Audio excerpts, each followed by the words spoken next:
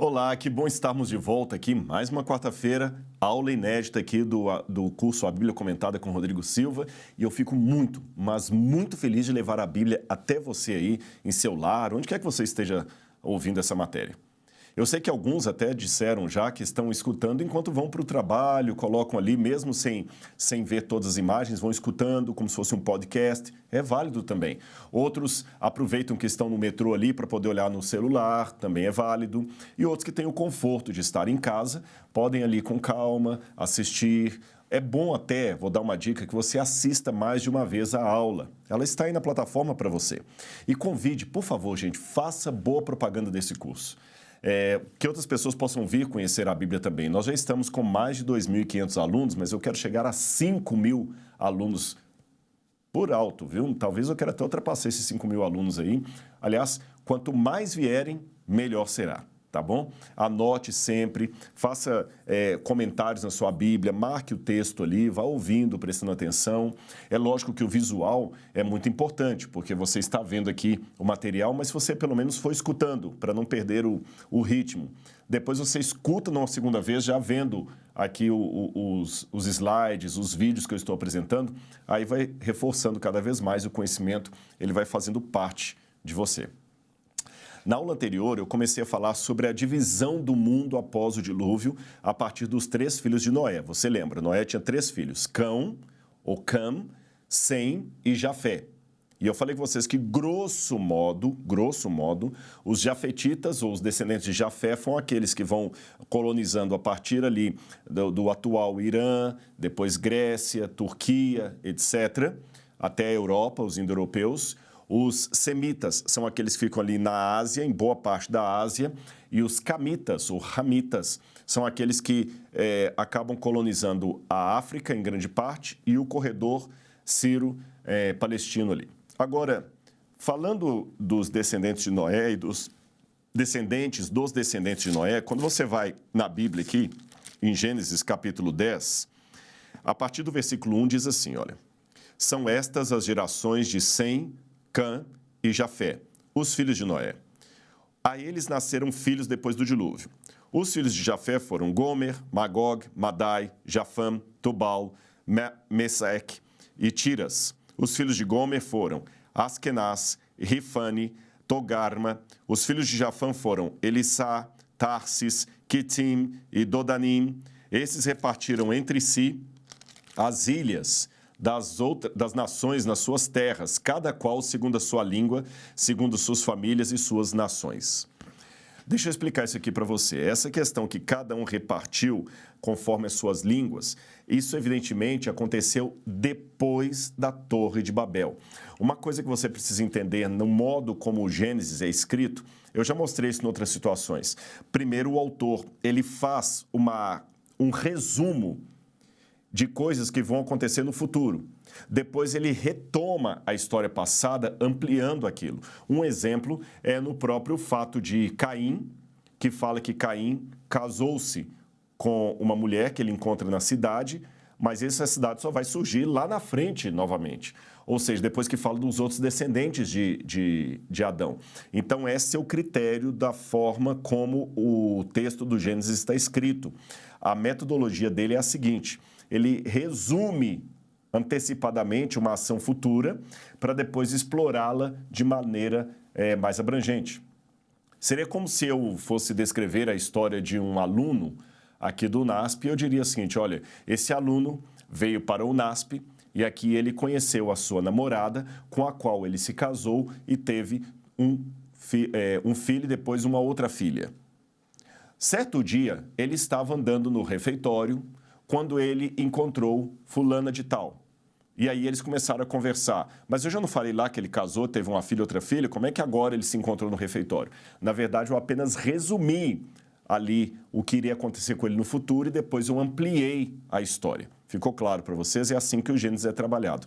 Então, aqui nesse capítulo 10, quando está contando as genealogias, ele fala de maneira sucinta, depois lá na frente ele vai voltar na história para falar da Torre de Babel e como os idiomas foram divididos. Então, nessa expressão aqui, cada um segundo as suas famílias, sua língua, é algo que vai acontecer depois do capítulo 11. Aqui está apenas por antecipação. Vamos continuar o capítulo 10. Os filhos de Cam foram Cush, Misraim, Put e Canaã. Eu já falei com vocês que provavelmente Cush seria a região da Etiópia, Misraim é o Egito, Put seria a Líbia e Canaã seria o que hoje é Israel, os cananitas mesmo. Os filhos de Cush foram Sebá, lembra a rainha de Sabá, Avlá, Sabtá, Ramá e Sabtecá. E os filhos de Ramá, Sabá e Dedã. Cush gerou Nimrod, que começou a ser poderoso na terra. Ele foi valente caçador diante do Senhor. Daí disse, como Nimrod, poderoso caçador diante do Senhor. Aí continua falando sobre Nimrod. O princípio do seu reino foi Babel, Erech, Acade e Calné, na terra de Sinar. Daquela terra, ele foi para a Síria e edificou Nínive, Reoboth-ir e Calá. E entre Nínive e Calá, a grande cidade de Recém. Misraim, Misraim gerou Ludim, Anamim, Leabim, Nefuim, Patrussim, Calsulim, de quem descendem os filisteus, e Caftorim. Canaã gerou Sidom, seu primogênito, e Et. Et é o ancestral dos hebreus. E também os Jebuseus, e os Amorreus, e os Girgarzeus, e os Eveus, e os Arqueus, e os Sineus, os Acaveus, e assim por diante. E vai falando. Aqui tem uma coisa interessante no verso 25 que diz, a Éber nasceram 2 filhos, um de nome Peleg, porque em seus dias se repartiu a terra. Ora, evidentemente, é outro evento que só vai acontecer depois de Babel. Então, você vê que aqui no capítulo 10, como eu mencionei para você, tem, de maneira antecipada, 2 eventos que só vão acontecer depois do capítulo 11. A repartição das pessoas, cada um de acordo com sua língua, e a repartição das pessoas de acordo com seus grupos, porque em seus dias se repartiu a terra. Então, na verdade, o capítulo 10 é apenas uma forma genealógica, a gente chama isso de Toledot, em hebraico, as gerações, quando eles colocam a genealogia e depois eles voltam no passado para contar como tudo isso aconteceu. Aí vem o destaque da Torre de Babel, tá bom? Agora, colocando isso assim na Bíblia, da maneira como eu li, pode parecer um pouco difícil de compreender. E fulano, que gera Beltrano e tem vários filhos, então uma forma que os comentaristas deram de facilitar o entendimento do que eu acabei de ler para vocês é colocando isso em forma de árvore genealógica. Então aqui a gente trabalhou na aula passada a árvore genealógica de Cam, Sem e Jafé. E aqui eu tenho de novo como é que os semitas, os descendentes de Sem, foram espalhando. Olha, alguns foram para a região e fundaram Assur, outros os elamitas, que depois vai dar origem até à Pérsia. Outros vieram para Joctã, que vai dar origem à Arábia Saudita. Outros foram para Arã, que é a região da atual Síria. Outros para Lud, que seria a Lídia. Uma outra forma que nós temos de colocar isso é colocar todos em lista, assim como você está vendo. E tendo a noção, mais ou menos, Gog e Magog, eu já falei com vocês que muitos pensam que seriam aqueles que haveriam de ser os ancestrais do que formaria no futuro a União Soviética, uma parte da Turquia, etc. Os descendentes de Sem seriam o Reino do Sul, que formaria a Ásia aqui, uma parte da Ásia, e também aqui já é África, Ásia, e os descendentes de Cã, a maior parte da África. Agora, o que eu quero mostrar para vocês é que esses grupos, deixa eu voltar aqui, eles não eram assim completamente uniformes, não. Havia descendentes de Cã aqui na região dos semitas. Olha aqui, ó. Cã, você tem aqui, ó, de amarelo. Eles estão aqui, ó, na região dos semitas, tá bom? E você tem também alguns descendentes dos semitas que vêm para cá. Você tem descendentes dos jafetitas que vêm para cá. Então, seria mais ou menos assim. Se eu pegar cada uma das cidades mencionadas ali na Bíblia Sagrada e colocar uma cor nelas, de acordo com a ancestralidade, você vê que alguns grupos se misturaram. Por exemplo, os descendentes de Jafé estão em cor verde. Então, aqui você tem Jafã, que são descendentes de Jafé, segundo a Bíblia ali, ou Yavan. Javan seriam os ancestrais dos gregos, dos famosos povos os iônicos, ali os jônicos, primeiros jônicos, ali os aqueus, eles vêm aqui, ó. Quitim seria provavelmente Chipre, a região de Chipre. Então, Quitim está aqui. Mas você vê, os descendentes de Sem são em cor púrpura, aqui, ou lilás. E você tem a Lídia, que hoje seria na Turquia, seriam descendentes dos semitas. Mas, grosso modo, eu falei com vocês que quem pegou a região da Turquia foram os descendentes de Jafé. Mas, dentre os descendentes de Jafé, havia um grupo de descendentes semitas. Ficou claro isso para você? Embora eu falei que os semitas dominaram de maneira mais forte a Ásia, e de fato você tem aqui, por exemplo, os amorreus que são semitas.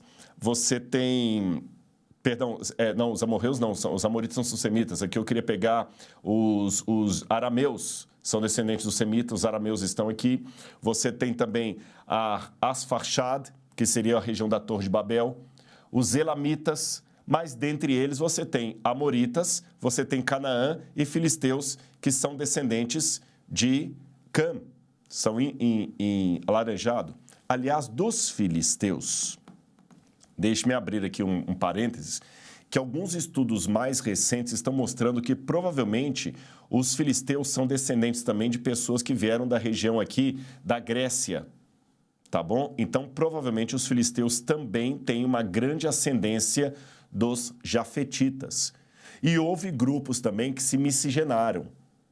Então, resumindo para ficar claro para você, Cam, Sem e Jafé são os ancestrais de todos os povos do mundo. Mas dentre os lugares que eles dominaram ali, havia bolsões de descendentes de outro. E mesmo nesses bolsões, houve também miscigenação. É esta a lista que aparece aqui no livro do Gênesis, tá bom? Agora eu gostaria de vir aqui para a cadeira, porque eu vou mostrar para vocês mais continuação disso na Bíblia Sagrada, para a gente falar um pouquinho sobre a Torre de Babel, que é justamente o que está aqui no capítulo 11. Mas você vai ver aí em tela cheia, na sua casa, um pouquinho sobre Nimrod. Nimrod. Quem seria esse Nimrod mencionado aqui? Eu vou ler na Bíblia Sagrada de novo a parte que fala de Nimrod. Gênesis capítulo 10, versículo 8 em diante. Nimrod provavelmente era de origem africana. Eu até falei isso esses dias num podcast, porque Nimrod era descendente de Cush, e Cush era da África. Então, Nimrod... Olha, veja bem a questão que eu falei com vocês da miscigenação. Nimrod era descendente de Cush, lá da África. Mas ele foi fazer o reino dele lá na Ásia, lá no coração ali onde você tem o rio Tigre e Eufrates, lá na Mesopotâmia. Então, você vê que houve uma certa mistura dos filhos de Noé aí. E mistura e também migração de um grupo de um lado para outro, né? Não foi assim uma coisa estanque, não. Então, na Bíblia diz, Cush gerou Nimrod. Gênesis, estou lendo 10, verso 8, tá? Cush gerou Nimrod, que começou a ser poderoso na terra. Foi valente caçador diante do Senhor. Daí dizer-se, um provérbio que a Bíblia menciona antigo, como Nimrod, poderoso caçador diante do Senhor. Então, quem seria Nimrod? Eu vou colocar de novo na tela aí para você. Alguns pensam que Nimrod seria Anrafel, o rei de Sinar, mencionado em Gênesis capítulo 14, versículo 1. É que quando você vai ler na Bíblia a história aqui de Abraão com Ló era sobrinho de Abraão. Ele separa de Abraão e ele vai para a cidade de Sodoma. E um grupo de reis que vieram ali da região da Mesopotâmia invadem a cidade de Sodoma, destroem Sodoma, não só Sodoma, como várias cidades ali, e levam pessoas raptadas, entre eles Ló. E o responsável por aquele conglomerado que veio até Sodoma foi, de acordo com Gênesis 14, verso 1, o rei Anrafel, que era rei de Sinar. Sinar é a região da Babilônia. Então, alguns pensam que Nimrod seria o mesmo Anrafel aqui. Eu, particularmente, tenho dificuldade de encontrar Nimrod como sendo Anrafel, porque eu acho que a cronologia de Babel para para Abraão está muito distante um do outro. E na época de Rafael, Abraão estava vivo, tanto é que ele vai com 318 homens do seu exército para tentar persegui-los lá e recapturar, recapturar não, e pegar de volta o seu sobrinho Ló, que havia sido capturado. Então, para mim, não pode ser Rafael. Mas há alguns comentaristas que dizem que Nimrod seria Rafael. Aliás, uma coisa que eu esqueci de mencionar nós temos pouquíssima ou quase nenhuma informação sobre Nimrod antiga. Então, o que existe muito por aí são licenças poéticas, eu podia dizer assim, ou lendas atribuídas a Nimrod. Mas quem ele foi, de fato, há pouquíssima coisa. E extra-bíblico, talvez nós tenhamos alguma coisa sobre Nimrod, mas é muito pouco o que eu posso dizer sobre ele, tá certo? Outros comentaristas pensam que Nimrod poderia ser o Gilgamesh. Gilgamesh, se você lembrar das aulas anteriores, até vale a pena você assistir de novo, eu mostrei um pedaço de tablete, uma cópia de um tablete, que é o épico do Gilgamesh, a história de um herói sumeriano que, junto com Utnapishtim, ele vai até o mundo dos deuses, fala do dilúvio, então tem esse herói. Então, muitos pensam que o Nimrod poderia ser o Gilgamesh. Eu também tenho dificuldades. A única coisa que alguns usam para falar que Nimrod seria Gilgamesh é porque Gilgamesh também ele funda uma cidade muito grande, com muros e tudo mais, mas eu tenho cá minhas dificuldades. Outros pensam que Nimrod seria Enmenkar ou Enmerukar, que governou Uruk em 4.500 a.C. Eu tenho a tendência a achar que poderia ser Enmenkar ou Enmerukar. Daqui a pouco eu vou dizer a vocês por quê. Outros pensam que seria Sargão I, que fundou a Acádia em 2330 a.C., ou quem sabe o seu neto, Naram-Sin, que governou a partir de 2250. E a que a gente não pode aceitar é que Nimrod seria Tammuz. Isso aí é completamente lendário. Não há nada na Bíblia ou fora da Bíblia que eu possa dizer que Nimrod seria ancestral de Tammuz, ou Deus Tammuz, ou o próprio Tammuz. Qualquer relação entre Nimrod, Tammuz e Semíramis é completamente romântica, tá certo? Bom, você pode até num romance, aí numa licença poética, colocar Nimrod como sendo filho de Semíramis e tudo mais, mas a Semíramis é uma personagem da Babilônia. Alguns creem que ela existiu mesmo, outros pensam que não, que ela está distante de Nimrod séculos e séculos e séculos. Seria como pegar a princesa Isabel e confundi-la com Mano Brown, tá certo? Mano Brown é um cantor de rapper que fala dos negros hoje. Princesa Isabel está lá atrás, não tem nada a ver ligar a Princesa Isabel com Mano Brown. Então, ligar Princesa Isabel com Mano Brown seria um erro tão grande como é querer ligar Semíramis com Nimrod. Se os dois existiram, como personagens históricos, eles estão séculos distantes um do outro. E Tammuz com Nimrod, aí que não tem ligação nenhuma mesmo. Bom, o que eu posso falar de Nimrod antes de defender a possibilidade que ele seria Emerukar ou Enmenkar? O Nimrod, que a gente pode dizer, sim, é que ele está na base da fundação da cidade de Babel, ou Babilônia, porque a Bíblia fala, olha aqui, Nimrod tornou-se caçador poderoso perante o Senhor, não é isso? Foi o texto que eu li para vocês, o verso 8. E além de ser poderoso diante do Senhor, ele era valente, famoso, e o princípio do seu reino foi Babel, Erech, Akkad e Cainé, na terra de Sinar. Daquela terra, ele foi para a Síria e edificou Nínive, Rehoboth-ir e Calá. E entre Nínive e Calá, a grande cidade de Recém. Então, ele edificou algumas cidades. Então, o que eu posso dizer de Nimrod? Se você olhar bem aí na tela, você tem um pequeno mapa ali. Você percebe esse mapa? Ali você tem os hititas, os assírios, você tem as primeiras cidades que foram fundadas, o berço da civilização humana. E ali você tem as cidades mencionadas na Bíblia que foram fundadas por Nimrod. Você tem ali Babilônia, que aqui seria a mesma Babel. Você tem Uruk, que provavelmente seria a Erech, mencionada aqui na Bíblia Sagrada. Você tem Eridu, você tem Lagash e você tem Acad. E aqui fala que ele foi valente e ele foi e fundou. Olha, eu vou ler de novo para você aqui, ó. O princípio do seu governo foi Babel. Babel seria a Babilônia que aparece lá. Erech é a Eridu, a Uruk, que aparece ali. A Uruk, que aparece ali. Depois, Acad.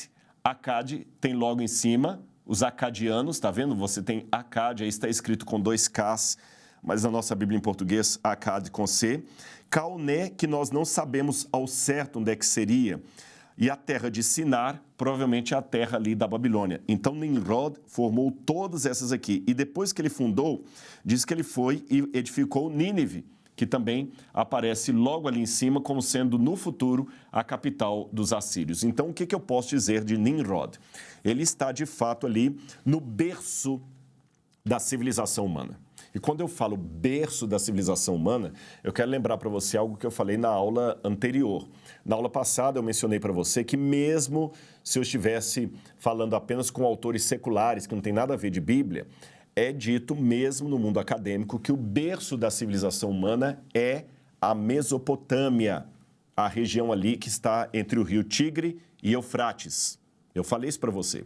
Os evolucionistas vão dizer que o ser humano vem a partir da África subsaariana ali, os australopitecos, que depois migraram da África e foram para a Ásia, e da Ásia para a Europa, etc, etc. Aí tem a questão do Neandertal. Mas, quando se fala de berço da civilização humana, aí nós estamos falando da Suméria, da região da Mesopotâmia, a mesma região que, segundo a Bíblia, foi também o berço da civilização após o dilúvio. Isso me chama muito a atenção. Ou seja, quer em fontes bíblicas, quer na fonte secular, a história da humanidade, depois do dilúvio, começa na região ali entre o rio Tigre e Eufrates. Assim diz a Bíblia, assim diz a história secular.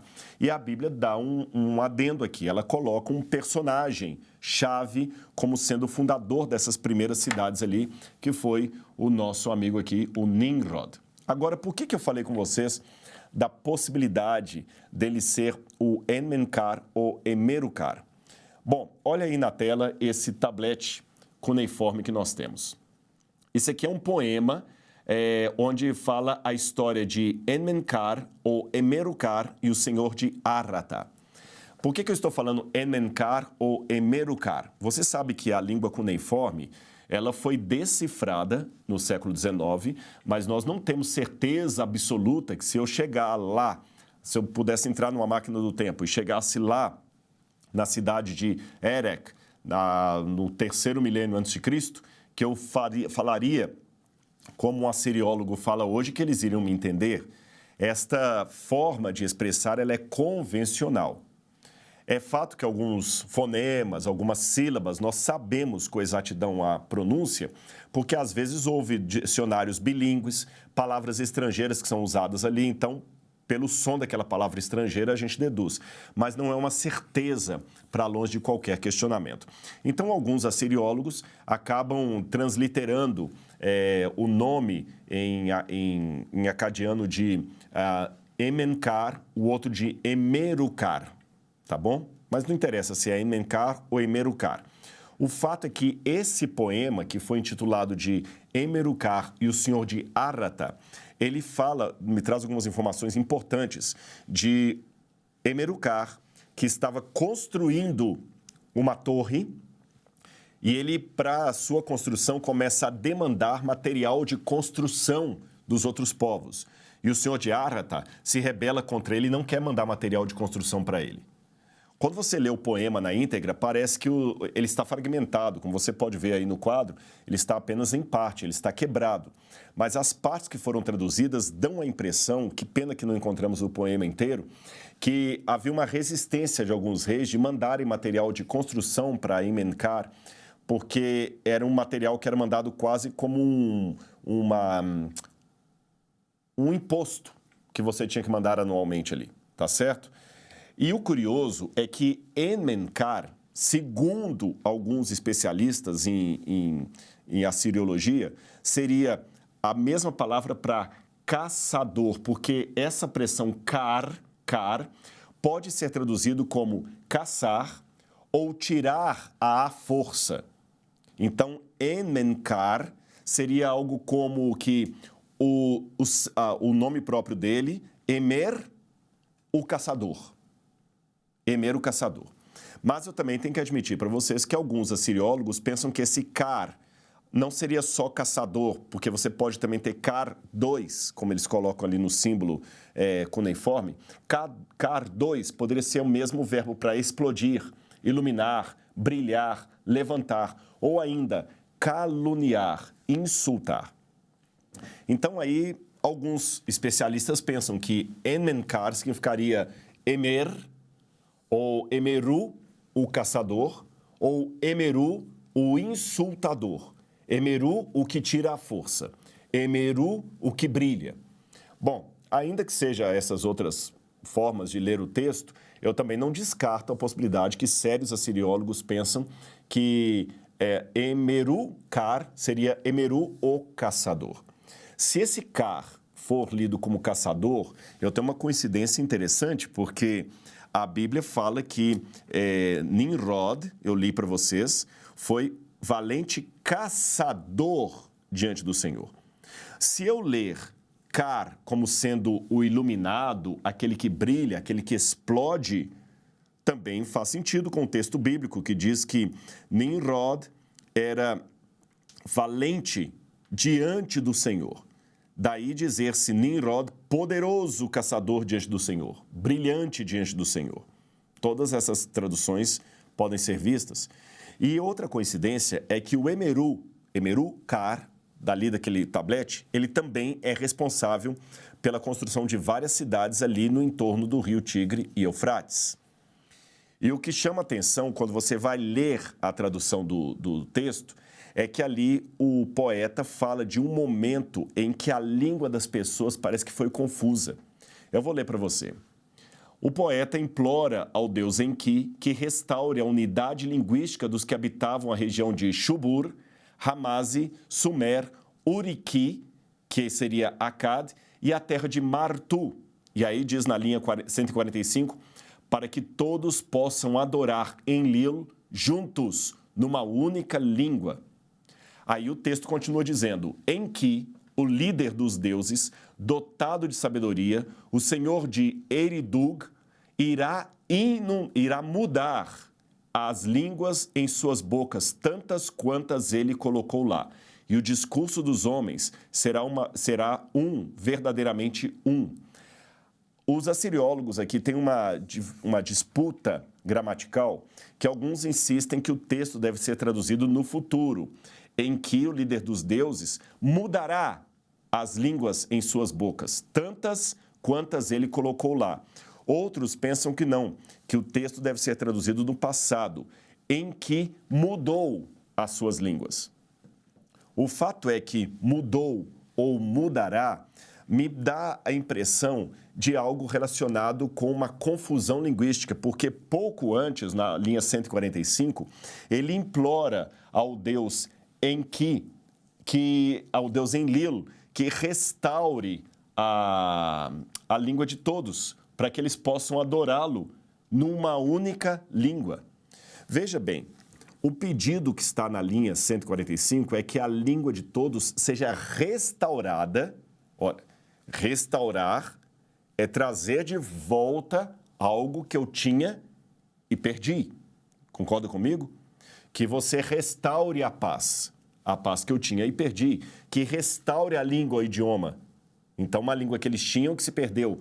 Para que fim? Para que possam adorar Enlil numa única língua. E por que ele pede isso para o Deus Enlil? Porque outro Deus Enki pegou a língua deles e mudou. Parece com a história de Babel. A minha dificuldade, porém, com esse texto, que eu coloco como possibilidade, mas eu também tenho que admitir as dificuldades, é que os estudiosos têm datado que Enmenkar teria sido rei na Terra por volta de 4.000 anos antes de Cristo.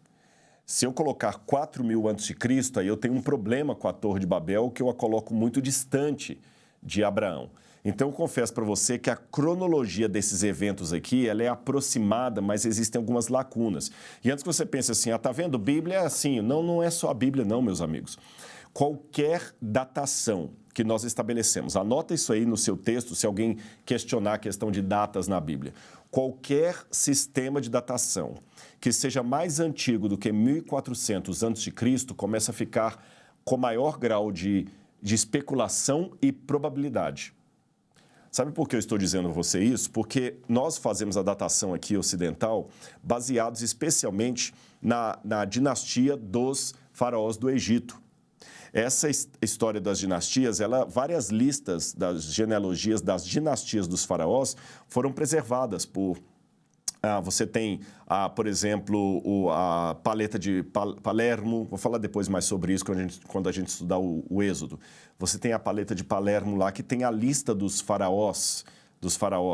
Então, aquela lista que você vai pegando ali, a gente vai baseando mais ou menos a cronologia nelas. Mas existem muitas listas que são contraditórias. Há dinastias que estão faltando, há faraós que viveram no mesmo período um com o outro.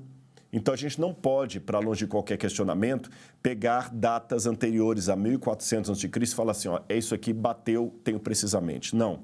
Para essas datas mais antigas da Suméria, por exemplo, um grande achado que nos ajuda demais é quando nós temos um tablete cuneiforme que conta, por exemplo, a passagem de um cometa por determinada cidade ou de um eclipse. Você sabe que nós temos eclipse solar e eclipse lunar. Aí a gente pega aquilo ali, traduz, atravessa atravessa a praça da universidade, vai lá no departamento de física e conversa com os astrônomos e pede aos astrônomos, olha, ajudem a arqueologia aqui. Quando é que houve um eclipse lunar visível no céu da Babilônia, de acordo com o nosso calendário, juliano-gregoriano? Aí o astrônomo vai lá e ele consegue, com técnicas de computador, voltar o tempo para perceber até se o dia estava nublado ou não. E ele fala o seguinte, olha, um eclipse solar visível ali naquela região, com visibilidade, porque às vezes acontece um eclipse, fala assim, esse eclipse será visto apenas dos Estados Unidos, nunca do Brasil, olha, dá uma raiva, né? A maioria dos eventos extraordinários ou só acontece fora do Brasil, na Austrália fica visível, no Brasil não fica tanto, ou acontece 3 horas da manhã aqui no Brasil, todo mundo está dormindo, né? Parece que o Brasil é um ponto difícil de observar fenômenos como a lua de sangue, alguma coisa assim. Embora a lua de sangue a gente até conseguiu ver.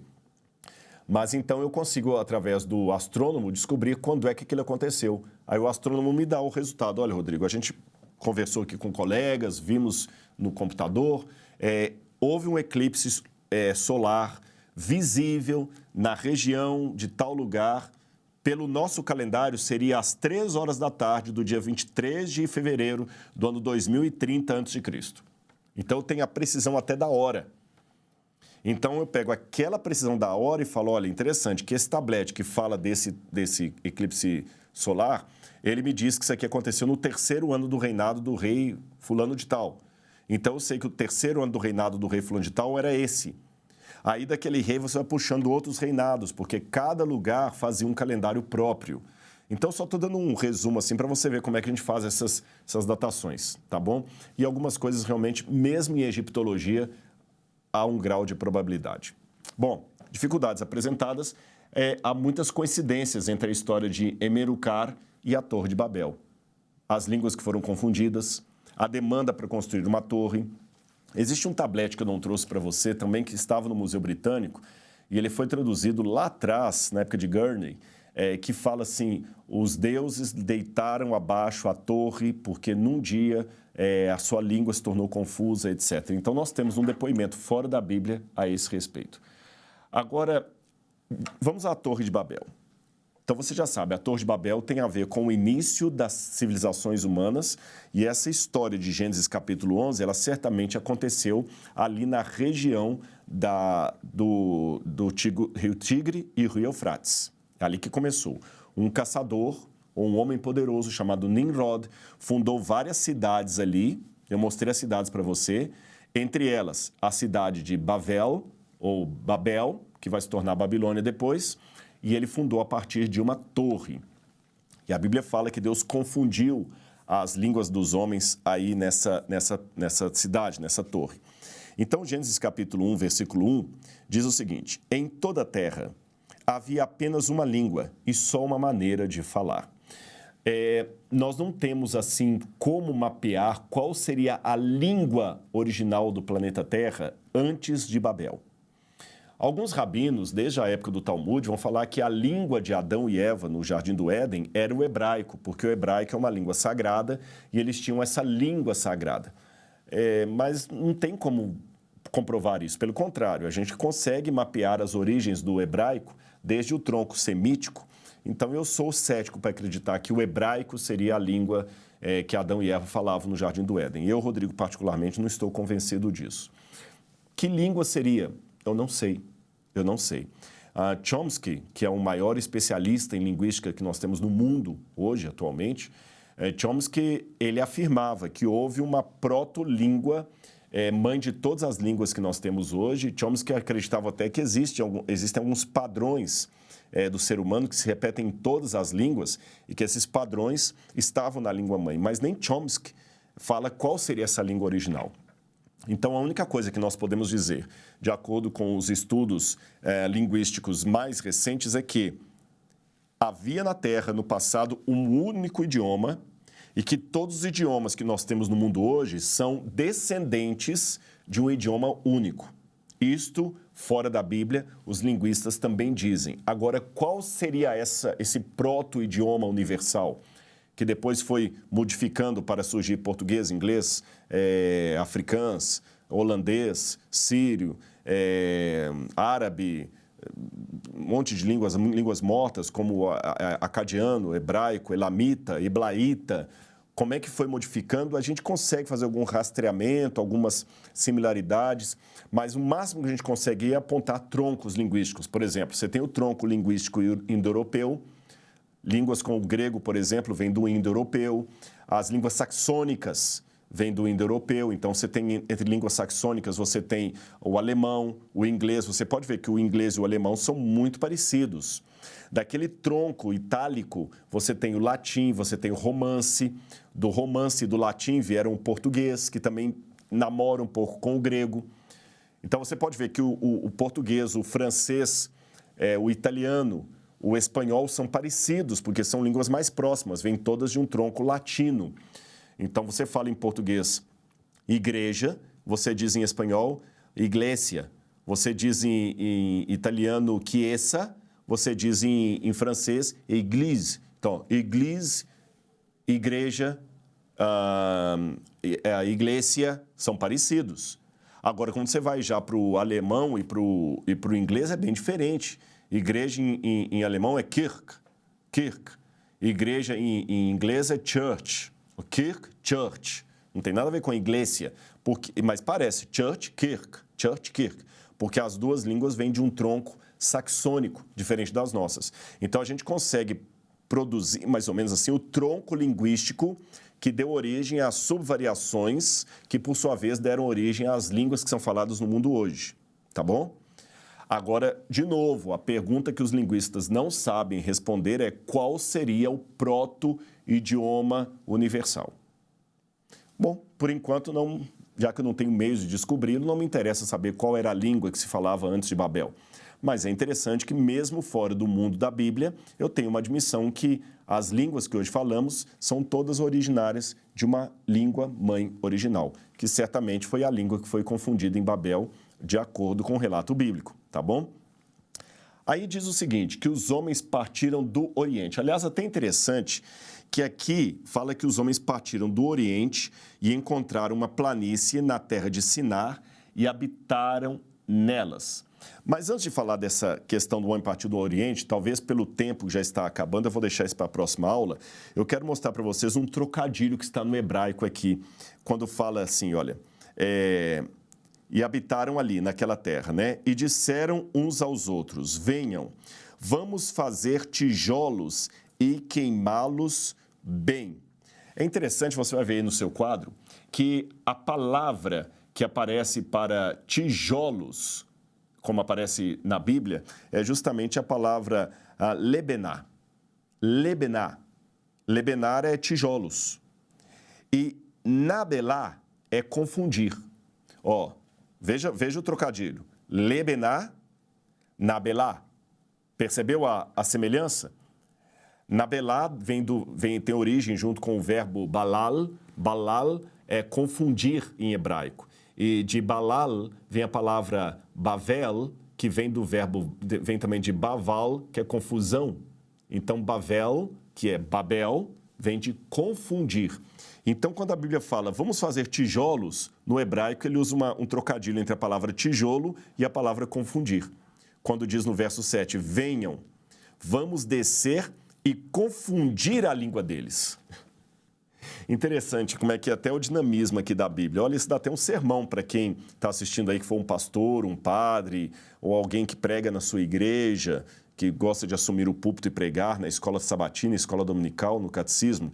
Olha o movimento inverso de Babel e de Deus.